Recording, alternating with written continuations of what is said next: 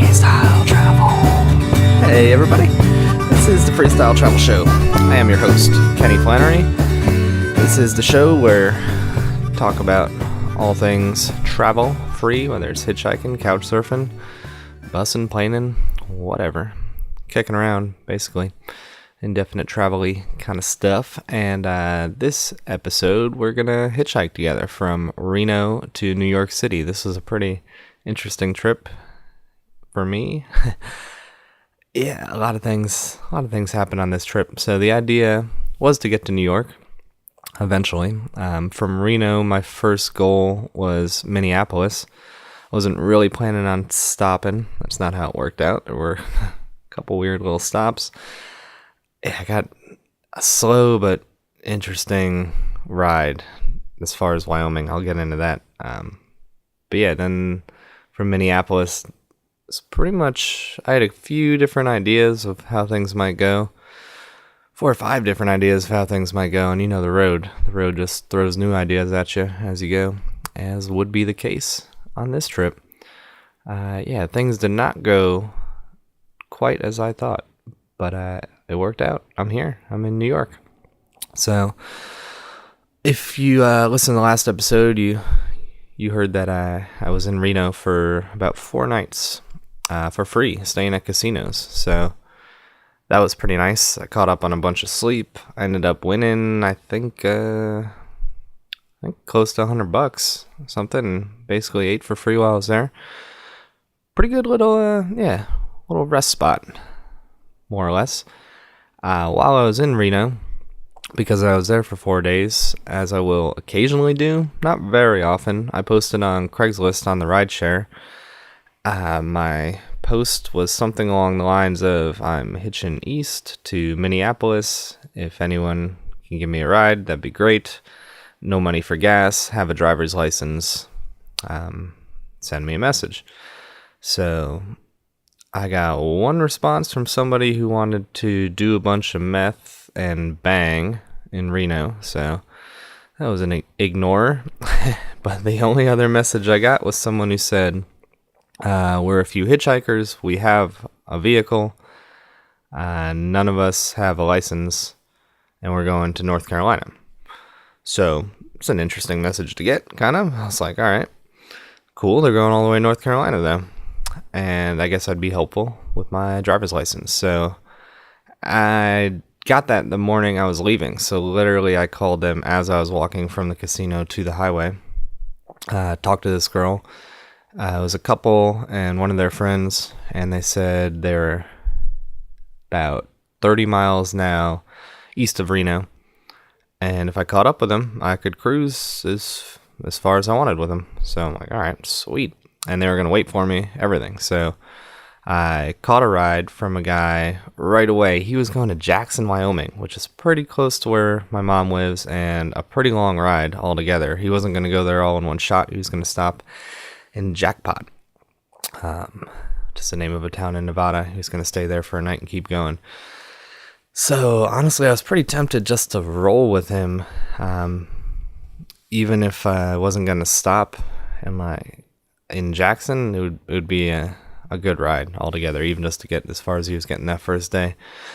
But I'm like, well, these other guys are just going all the way to North Carolina, which is going to get me pretty damn close to Minneapolis, depending on the route. So had them drop me off at the truck stop where they were at, and I met up with them. And on the phone, she had told me that they were gas chugging the whole way, which means basically just panhandling for gas at every truck stop. I didn't realize how slow it was going to be. I sort of started regretting it within the first half hour, 45 minutes, because I was just there. I met up with them. I said it was a couple, and their friend, so-called dirty kids, is what he kept calling the little crew. He had a bunch of dreads. The couple, some face tattoos and whatnot. Their car was interesting. I'll try to put a picture of their car, or their truck rather, on the cover art of this episode. It had a big ram skull right on the hood ornament area. I'm like, all right, getting into an interesting ride here. But yeah, kind of interesting people, but I was like, man, this is, taking a while. Because after we'd been there at the gas station for like an hour, I'm like, I could have been an hour more down the road. But whatever. I was like, I'll see how it goes. Finally, we do get on the road.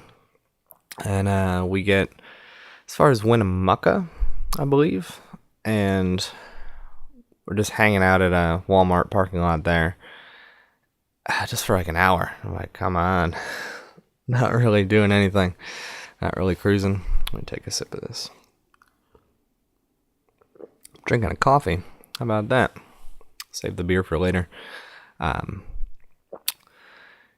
and then we finally go to the truck stop, and then I get to see this in action. They got a 5-gallon jug, and basically the strategy is to stand by the exit of the gas stations and have a sign, maybe this is out of gas, and they're hoping that someone will fill up that jug and they bring it back to the car, do that 2, 3, 4 times, and we could be on our way.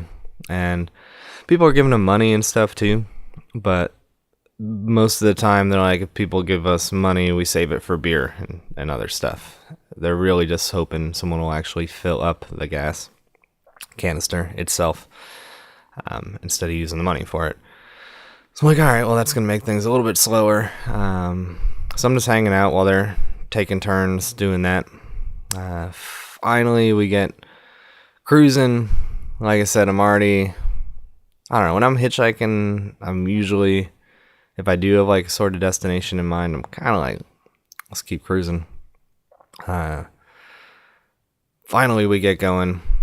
And then we get to this we stop for some liquor on the way. They're drinking these things called sidewalk slams, which I hadn't heard of before.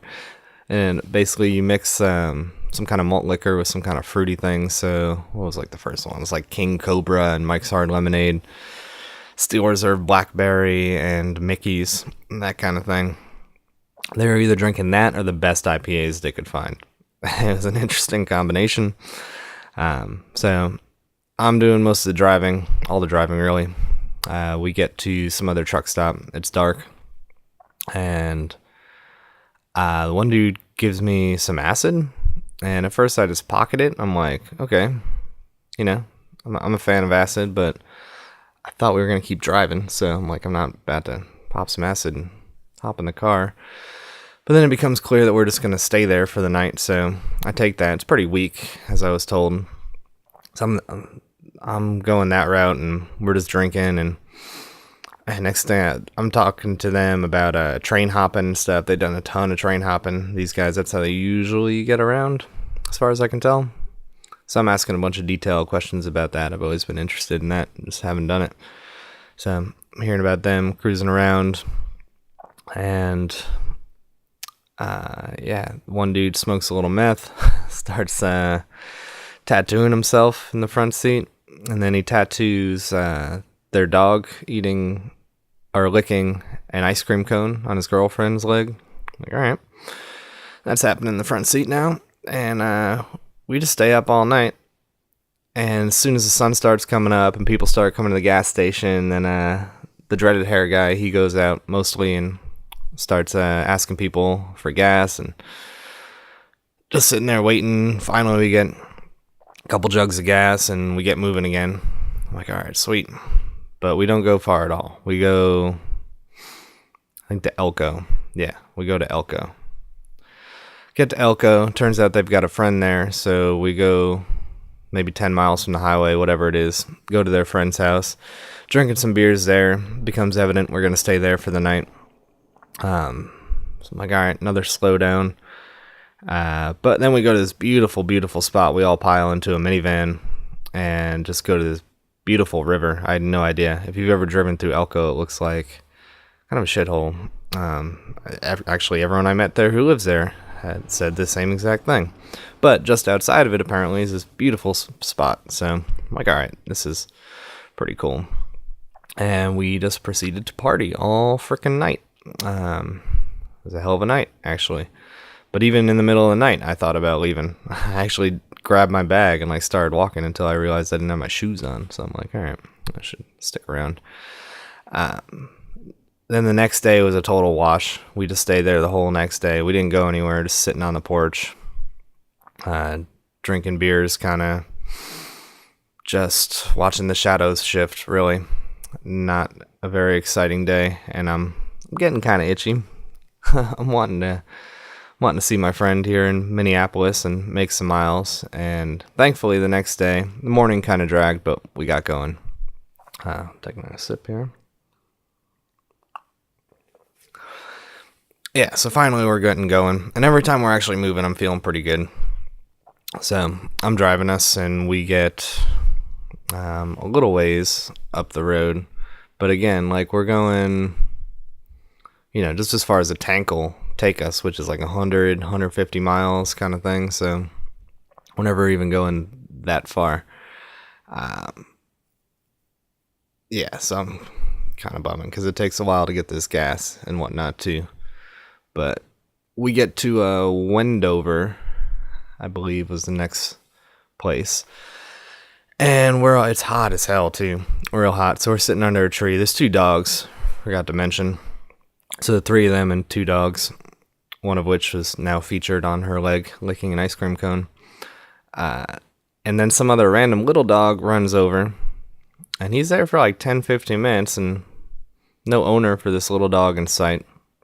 And they're about to call the thing on the collar and ask for a reward or something. Right then, this truck driver comes over, and he's like, "Oh, that's my dog. Do you guys mind watching him for another 5-10 minutes? I'll pay you," or something. So sure enough, he comes back later and gives us $20. Like, holy crap, this dude just gave us $20 for watching his dog. So even though generally they were against using money for gas, that time they did, which was awesome. So took the $20, put it in the tank. Off we went again. Freaking thankfully. We hit a big liquor store on the way. We just kept on hitting liquor stores like every which way. Pretty much nonstop. We finally get to Utah, just outside of Salt Lake City. Again, about to do the whole gas thing. And this guy looks over at us, dreaded dude from across the parking lot, and he's like, "I know what that's like."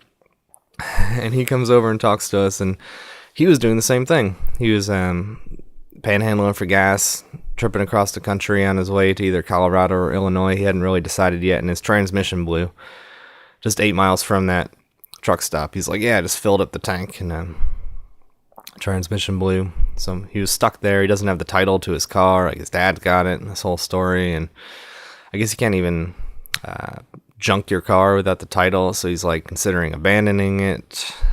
But meanwhile, they latched on to one of the first things he said, which is, "I just filled up the tank." So, "Can we siphon the gas out of your tank?" He's like, "Oh, yeah, I guess sure."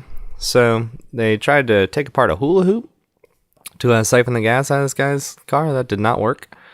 But about an hour or so later, fiddling around and watching a YouTube video, they figured out how to pump the gas out of the engine, opening up the hood. That worked. Just pretty cool. So that whole full tank transferred to a full tank in the truck. So we spent a night there. I think they went off and camped somewhere. I slept in the truck. And the next morning decided to take this guy along with us. I mean, he has got no vehicle now. He's abandoning his car. So we scooped him up into the mix.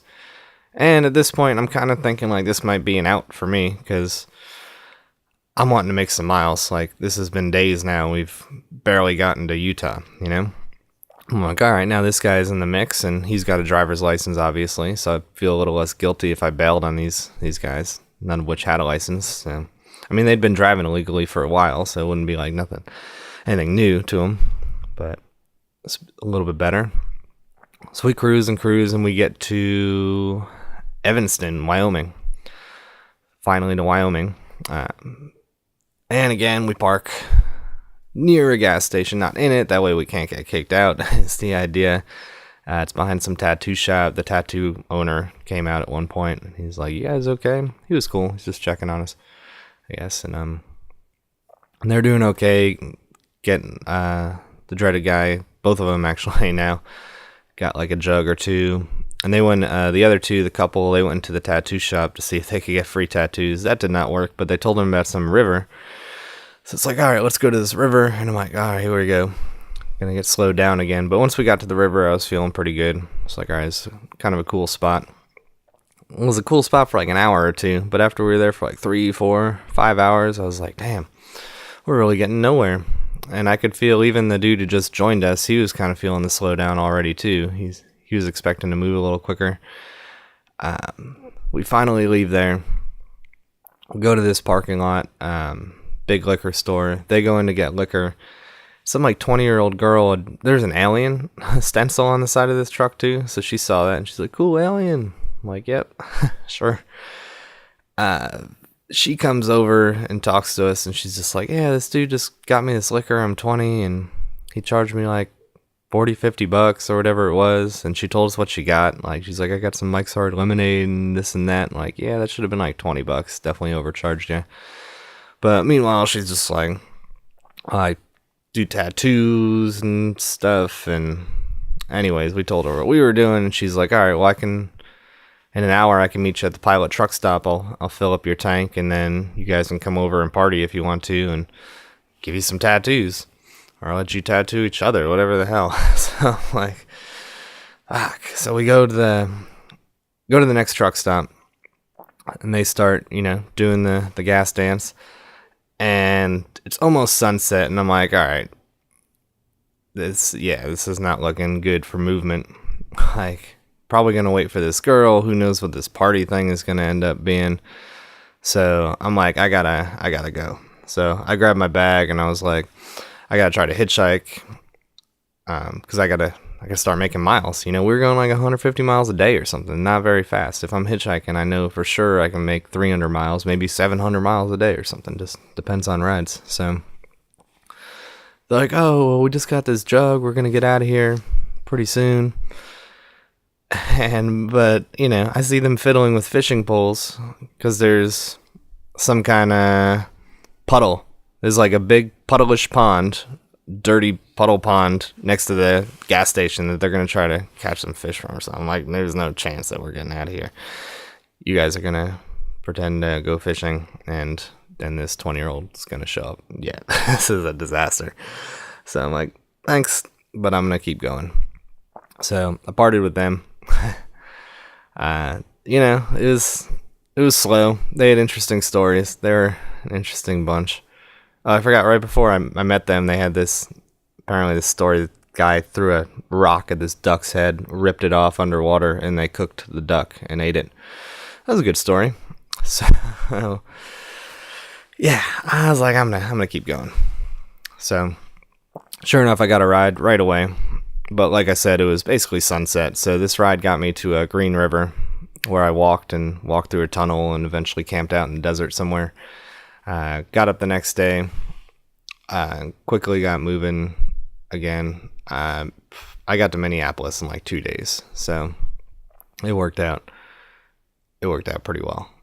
I'm glad I kind of kept moving, because by the time I got to Minneapolis, I sent them a text and I was like, I made it. And they're like, oh, we're almost to Nebraska. So I'm like, all right, yeah, so you're still in Wyoming is what I'm hearing. Yeah. But the rides I got for the couple days were all pretty good. Some short rides, but then I got a real long ride from a trucker who was going just a good ways, and he had a bunch of stories and stuff. So that was cool. It worked out pretty well. I got to Minneapolis, caught up with my friend. I got one real long ride from a woman the second day, still when I was still in Nebraska, and hopped in the car, and she was going all the way to Minneapolis. It was like a 9 or 10 hour ride from this woman. So that was the real breakaway ride, that and the trucker. So got to Minneapolis, caught up with my friends. That was pretty cool. I haven't seen him since he's moved there. That's my buddy Nick and his wife, and he last lived in Memphis. And I've seen Nick in I don't know how many states and countries, more than anybody else now. Like over a dozen states, I think, and maybe close to a dozen countries. I'm not sure. But yeah, Thailand, Australia, Turkey, Netherlands. I've seen him all over the place, Alaska. So it was really cool catching up with him, seeing how he was living there in Minneapolis. He didn't seem super stoked to be there, but getting by. And I guess he's got a lot of time off from work, so that was cool. So finally I got moving from there, and now my next step was Chicago. There's a guy I've been in touch with, and I've never met him before. He's just interested in maybe traveling one day. So we've gone back and forth just via email, and I knew he was in Chicago, so I hit him up. Looked like I could pass through there, and he's like, yeah, definitely come. And I thought I'd be able to make it from Minneapolis to the Chicago area in a day, but it did not work out. It was just a slow day, short rides, long waits in between. And I finally got dropped off in this town, Wisconsin Dells. It was basically like a day of going through Wisconsin. And what sucked is early in the day, like right when I got to Wisconsin, the day started with like a 60-mile ride, which was good. And everything was looking on the up and up. But I was walking on the highway, and a state trooper came, and, the whole deal. Told me I couldn't walk on the highway. So it kind of sucks to get that warning early in the day, especially if you're going to be in that state all day, because I'll always walk on the highway. I'll take the risk if I'm in a weird spot, but once a cop warns me, that's kind of it. Can't really do it again in that state. Maybe if it's a big state further down, but he even printed out a written warning and stuff, so I'm like, I'm definitely in the system, so I don't want to get an actual ticket. So that kind of screwed me up, because throughout the day I got dropped off at some like desolate kind of on-ramps, and the move definitely would have been walk up to the highway, but just couldn't do it. So yeah, like I said, around 3-4 p.m. I got dropped off in this Wisconsin Dells spot, and it was just not a good spot. It seemed like it might be decent, but cars are just driving by to the point where I felt invisible, like people were hardly even looking at me. It was weird. I was there for 3-4 hours, which is a long time. Finally it was getting towards sunset, and I was just over it, because it wasn't even looking positive in any way. So went and finally got some water. I was thirsty, I was hungry, I was everything. Then I started walking. I saw there was a brewery, so I'm like, let me just go get a beer and figure out where I'm gonna camp, charge my phone up, all that. So get to this brewery, and then I get on the phone with this guy, Robert, I was going to see in Chicago, and just told him that I wasn't gonna make it until maybe the next day. And yeah, that was that. So I was having a beer, and he just asked, like, out of curiosity, like, what bar I was at. He was familiar with the town, so I told him. So I just got the one beer, and I was about to leave and start walking towards the highway again, find a place to camp. And right as I paid my bill, this guy walks up behind me and just introduces himself, and it turns out it's this guy's dad. So I was like, whoa. Turns out his dad lived in that town, so he called him and showed up. So it was random. Got me a beer, and we talked for a little bit, and then he said he was on his way to the casino and asked me if I wanted to join. I was like, yeah, sure. I told him I brought up that I'd just been in Reno playing craps, and apparently that's his game too. So now I'm going to the casino with this guy's dad who I'd never met before. Never met, at either of them, obviously. And then we go to the casino. We're having fun, just talking, and I ended up winning $20, I think, and got some soup and some ice cream, and it got to like 3 a.m, and we're heading back towards town, and I'm thinking, all right, I'm going to camp tonight. Maybe there's an off chance that he's going to invite me to sleep on some sort of couch or floor or something. And then he does kind of chime up like that's what's about to happen. He's like, so if you want, I can drive you to Chicago right now. Whoa. Not what I expected. Chicago is like 2.5, 3 hours away. It's 3 a.m. And I'm like, okay, sweet. So I'm not going to say no to that. So that's what we do. We just drive through. I kind of was able to take a little nap during that ride. But we finally got to Chicago, and he calls his son, Robert, and he meets us at a gas station. He was just woken up, actually. It was like 6, 7 a.m. Basically been up for 24 hours at this point, besides a little nap I got in the car. And And then he just took off. His dad just like, hung out for a few minutes, caught up with his son, said some goodbyes, and that was it. So I'm like, all right, here we go. Robert takes me back to his place. I guess it's not cool for me to stay there the night because of his stepdad. I think he just framed it wrong. I think he said like some guy from the internet's coming to stay, and his stepdad was like, nope, not a chance. But his mom was cool. But anyways, his dad was at work, so he let me crash in his brother's room just for a few hours just to catch up on the sleep I've been missing. I woke up, met his mom. His mom was super cool. Had a waffle, had some coffee. His mom went to work. We just hung out and talked for a while. Hit a little brewery, met his girlfriend. Hung out for the day, pretty much. Met another friend, went to some other spots. Just real cool day, actually. And then we went bowling that night, and we were out fairly late, I guess. I forget what time. But yeah, finally the night was coming to a close, and the reality of not having a place to stay was kicking in, but he said he'd get me a hotel room, which is pretty awesome. I mean, kind of unfortunate. Couldn't just stay at the place, I guess, but yeah, just stayed in this hotel room for the night. And the idea was just to walk to the highway in the morning and start heading towards New York, really. Maybe Michigan. But he sent me a message, and in the morning, he's like, my mom wants to take us out for Thai food. So I'm like, all right, it's a good deal. So caught up with him one more time. His mom, girlfriend, had some Thai food. And then he drops me off at a pretty good spot on the highway, wrapping around Chicago, so I don't have to go right through it. So at this point, just up with coffee. We're making it. We're making it to New York. Yeah, so at this point, when he drops me off, I have a bunch of options still. I've got a friend in Michigan I haven't seen in a while. Kind of out of the way, but not too bad. And I was like, all right, that's one option. I'd like to go see him.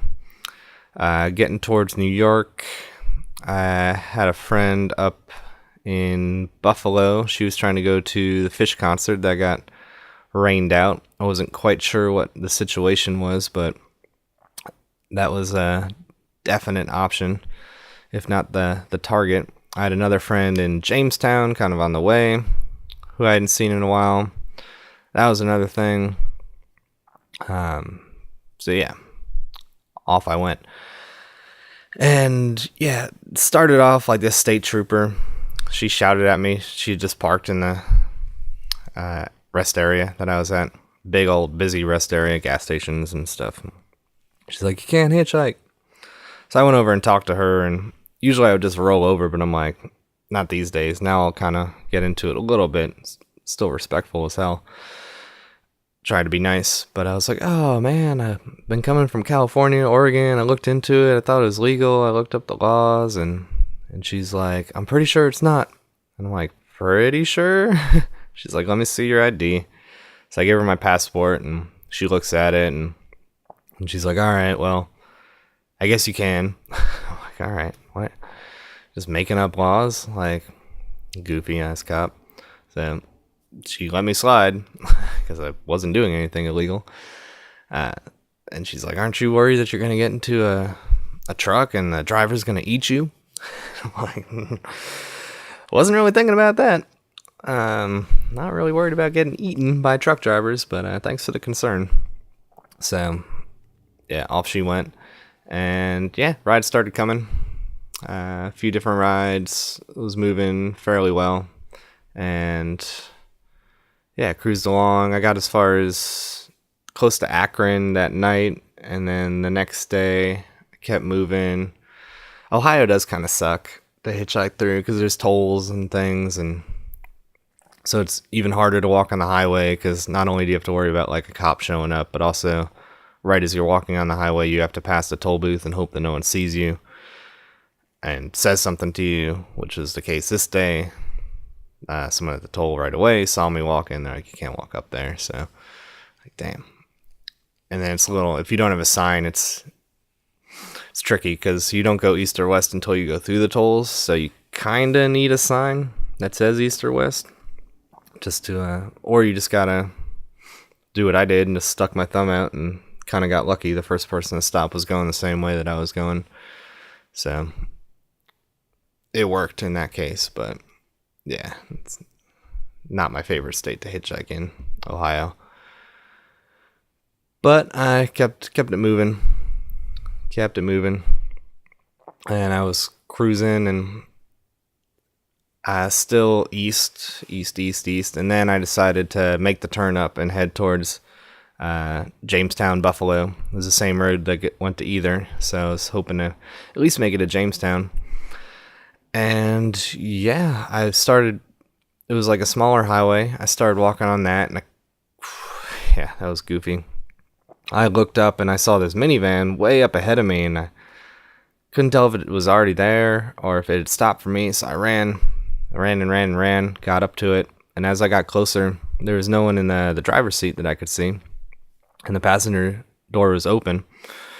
So I finally run, I get up to it, and there's this like 70-year-old woman sitting there in the passenger seat. Little old woman, just looking beat. She'd been there for as soon as I looked at her, I was like, oh shit, she definitely didn't stop for me. She's just been here, and that was the case. And she'd been there for like 3 hours, ran out of gas. She was 4.6 miles from the rent-a-car place where she was trying to return this rent-a-car at the airport. And her phone was dead. And she'd just been sitting there baking in the sun. I don't know what she was waiting on. Me, apparently. So let her use my phone, put it on speaker so she could call roadside support or whatever, Avis. And she just started bitching them out, though, like right away. Like, they're like, all right, well, we can send someone. And she's like, oh, well, the woman at the counter didn't tell me what the miles per gallon were. And just going off. She literally was dropping the back in my day line. Back in my day, it was what you knew, not who you knew. And yeah, basically not giving the woman on the phone a chance to be like, all right, where exactly are you? I can send someone to help. So this is going on speakerphone. I'm just holding the phone in front of her, just like, oh man, got into this. And then a cop rolls up behind us, and he walks up, and she's on the phone, and finally she's just like, all right, hang up, because they wanting to charge her $73 to come and save her. So then the cop's like, all right, what's going on? And yeah, she's talking real quiet and murmury and just, giving way too much information. He's just like, I gotta get you off the highway. And then looks at me, he's like, you can't be walking on the highway, and it's just a weird situation. And he puts me in the back of the car first, and then he's helping her over. And I noticed I can see his screen, his computer screen, and I see this message that says, male, khaki shorts, blue shirt, hitchhiking, black minivan on side of road. Caller says it looked weird. I'm like, what the hell? So that's the only reason he showed up, is because of me. Not even like, screw this minivan. For hours, this woman is just baking in the sun. Nobody thinks to stop for her. Nobody thinks to call because of that. But finally, there's like a person just walking, like freely traveling, and that's what makes someone make a phone call. The smiling dude looking for rides. Like, it's not like I was like trudging along looking sad. Freaking people are goofy. But whatever. I guess that's what prompted him to show up and gets her off the highway, which is probably not even the best, because now she'll probably have to pay to get the car towed instead of just someone coming and topping off some gas. So all around a weird situation. So anyways, hop in the car. We drive, and I was hoping he would drop me off at the next exit, but no, he takes me all the way to the damn airport with her. And he's like, I just saved you 2 hours of walking. And I'm like, no, you really didn't. You just added a lot of walking to my day. So I start walking and walk for a little while. Lucked out, got a ride back to the highway. Walked right back down onto it, because he was a local cop. He wasn't a state trooper, and I knew I was out of his town, so if I had to deal with a cop again, it'd be a different one. So I wasn't too worried there, but still, I was just like hoping to get a quick ride. I did. It got me up to the 90. Then it was getting late, just about sunset, when this convertible picked me up. Pretty cool guy from Erie. Runs some kind of hot dog places. Used to be in a software. He was bragging about Erie. So he took me down into Erie and showed me the bayfront and gave me like a quick little driving tour. I'm like, all right. It got dark while I was cruising with him. But he took me up to the 86, which goes to Jamestown. And at that point, it's dark. I'm still like 30 miles from Jamestown. And I'm like, all right, I got to find a place to camp. But I text my friend in Jamestown and I'm like, hey, I almost made it, but not quite. So I'll be able to make it tomorrow, one way or another. And he's like, whatever, I'll come pick you up. Which is pretty awesome. 30 miles. It's not crazy far, but, close to an hour round trip, maybe, something like that for him. So I thought it was really cool that he came and scooped me up. Definitely changed the night. So instead of just camping out somewhere, I got to hang out with him, grab a beer, catch up, and then wake up there in the morning. And yeah, spent the whole next day in Jamestown. And that's when things changed a little bit more too, so...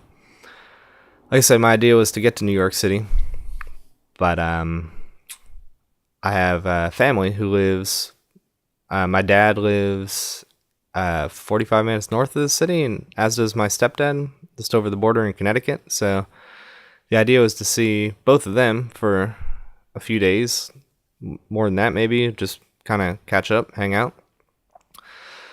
But I got in touch with my dad, and turns out he's in North Carolina. And I got in touch with my stepdad, and turns out he's not really living quite in Connecticut at the moment. So I'm like, all right, both those options are whatever. Maybe I'll go up to Vermont, because that built in a few extra days into a little timeline of getting to New York.